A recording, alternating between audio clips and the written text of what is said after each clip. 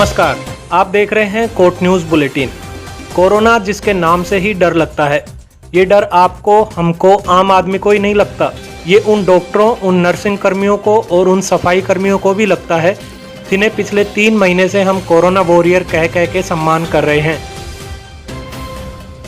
हम ऐसा इसलिए कह रहे हैं क्योंकि आरोप है कि बीडीएम अस्पताल में बने डेडिकेटेड कोरोना वार्ड में न डॉक्टर जा रहे हैं, न नर्सिंग कर्मी जा रहे हैं और न ही सफाई कर्मी जा रहे हैं। आज कोट न्यूज़ पर हम आपको दिखाएंगे बीडीएम अस्पताल के अंदर बने डेडिकेटेड कोरोना वार्ड की एक्सक्लूसिव तस्वीरें। ये तस्वीरें आपको गुस्सा दिलाएंगी, आपको रुलाएंगी, क्योंकि ये तस्वीरें इंसानियत के तकाजे से बहुत ही ज़्यादा गंदी हैं।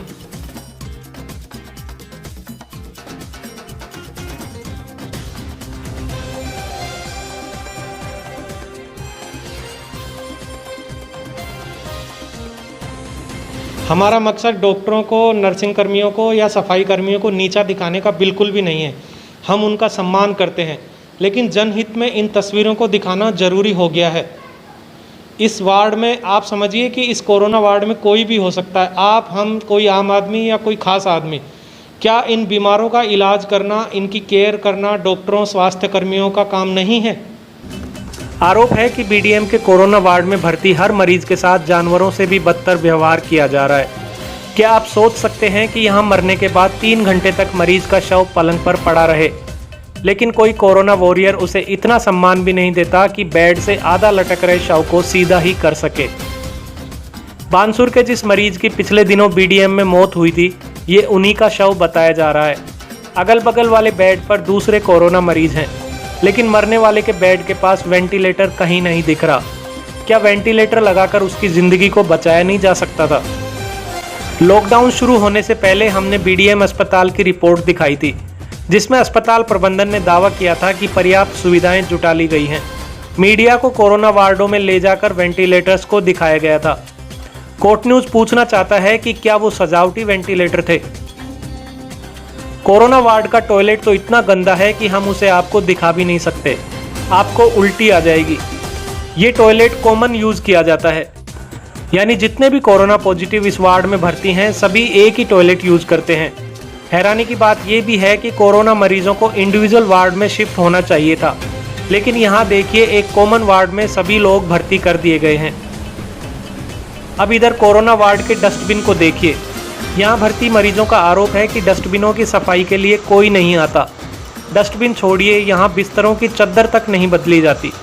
देखिए मरीज परेशान होकर गंदी चद्दर को फेंक देते हैं, लेकिन ये बदली नहीं जाती। अस्पताल स्टाफ ऐसा व्यवहार करता है जैसे मरीज कोई एलियन हो। दवाइयाँ दूर से फेंक दी जाती हैं। खाना वार्ड के बाहर ही पटक दिया जाता है। जिसे भूख लगे वो उठाकर खा ले। वैसे भी खाना बेसमय आता बताया।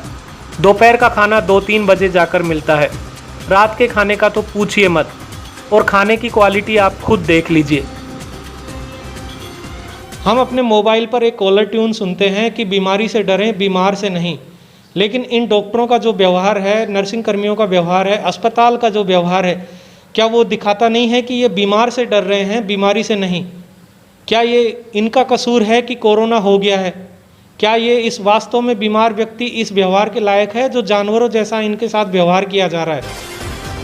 कोट न्यूज़ के लिए महेंद्र सैनी की रिपोर्ट।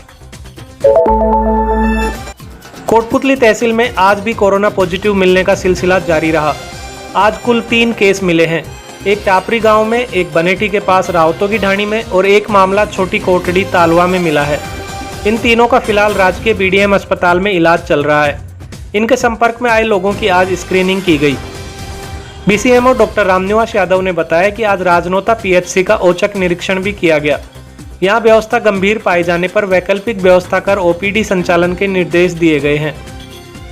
हमारे क्षेत्र का एक पॉजिटिव केस भी आया हुआ है, जिसमें उसका नाम था राजेश सनोफ हरिराम। तो उसमें हमारी टीम के द्वारा, जिसमें मैं स्वयं और मेरी एमएन सर्जन अशोक चतुर्वेदी जी, मेरे सहपाठी डॉक्टर दिलीप जी कुमार और इनको गुजर एएनएम, हम चारों टीमों के द्वारा गए थे। वहाँ हम गए तो हमने जो राजेश जी हैं उनसे इसमें एकात्मक रिपोर्ट ली, तो उन्होंने बताया कि 13 तारीख को उनको कोई हल्का फुल्का जुकाम है ऐसे कुछ हुआ था, तो उन्होंने सेल्फ दवाइयाँ ले ली, उससे सही हो गए। तो उसके बाद में वो वहाँ से 19 तारीख को दिल्ली गए थे। दिल्ली से वो रात को 11 बजे आए, तो उसके बाद में फिर उन्होंने स्वयं अपनी इच्छा से 21 तारीख को थोड़ी तबीयत उनको कमजोरी फील हो रही थी, जिसके कारण उन्होंने 21 तारीख को वीडियो में रैंडम सैंपलिंग में अपना सैंपल दिया। तो जिसकी आज रिपोर्ट आई थी तो आज वो पॉजिटिव आ गया। नई Yamaha FZS V3 VS6 engine के साथ जो देता है आपको 150 सीसी की जबरदस्त ताकत और सेगमेंट का बेहतरीन माइलेज। ABS टेक्नोलॉजी के साथ dual disc brakes, stylish LED headlamps और भी बहुत कुछ। Yamaha FZS, the lord of the streets. Test ride के लिए आज ही पधारें। Shriji Motors, Putli road, NH8, Kotputli.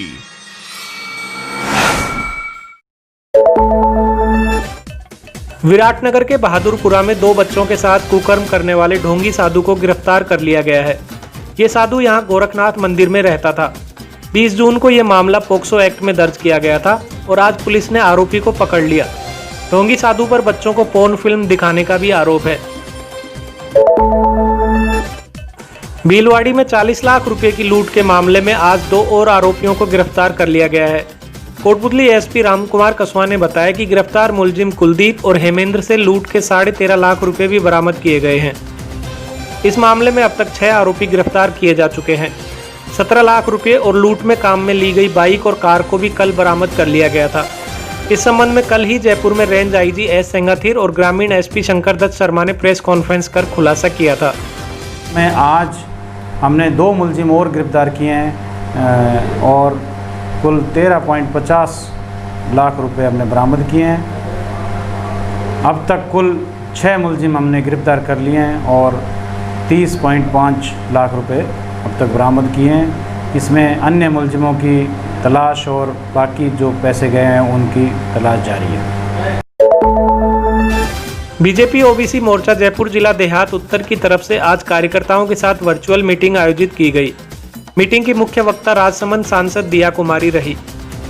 Meeting में चोमू विधायक रामलाल शर्मा और ओबीसी मोर्चा के प्रदेश महामंत्री हीरालाल रावत ने भी हिस्सा लिया। इस मौके पर वक्ताओं ने मोदी सरकार 2 के 1 साल के कार्यकाल की उपलब्धियों को सामने रखा। सुप्रीम कोर्ट के आदेश के बाद पुरी में तो भगवान जगन्नाथ की रथ यात्रा की सशर्त इजाजत दे दी गई, लेकिन कोटपुतली में भी जगन्नाथ जी का एक मंदिर है जिसमें इतिहास में पहली बार इस साल रथ यात्रा नहीं निकाली गई। मंदिर के महंत ने बताया कि कोरोना और लॉकडाउन की गाइडलाइंस के चलते उन्होंने रथ यात्रा न निकालकर मंदिर में ही जगन्नाथ जी की पूजा की। आज जगन्नाथ रथ यात्रा निकालनी थी, लेकिन कोरोना जैसी महामारी के कारण यात्रा निकालना संभव नहीं हुआ। केवल मंदिर में ही भगवान का अभिषेक एवं पूजन किया गया एवं प्रसादी वितरित की गई।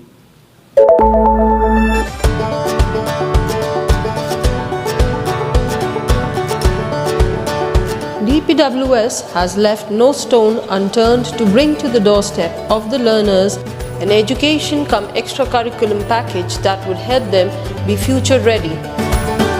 DPWS provides world-class sports facilities like half Olympic-sized swimming pool, state-of-the-art badminton and basketball courts, skating rink. The school has GPRS-fitted buses.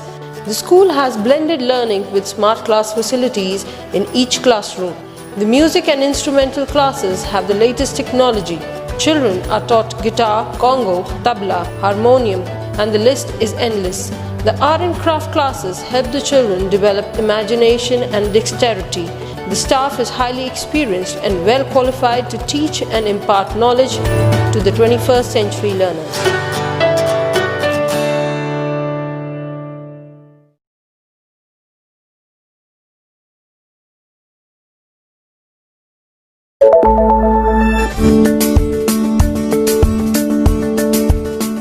Acres campus, more than 1200 students, 150 plus teachers and staff, state-of-the-art classrooms, classroom coaching for NEET, JEE. My aim of life is to become a nuclear scientist. Activity room, I will join the army. art room, I want to be an artist. music room, I want to become a musician. modernized laboratories, dedicated cricket stadium and 4 practice pitches, fully air-conditioned girls and boys hostel, 23 buses for day scholars adjacent to NCR. We are the Rajasthan International School, Kotputli. Online admissions are open. Please visit www.therajasthanschool.edu.in.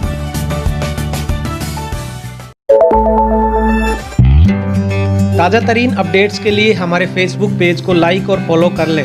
साथ ही YouTube पर coat news channel को subscribe कर लें। Video को like करना भी न भूलें। फिलहाल के लिए इतना ही। नमस्कार।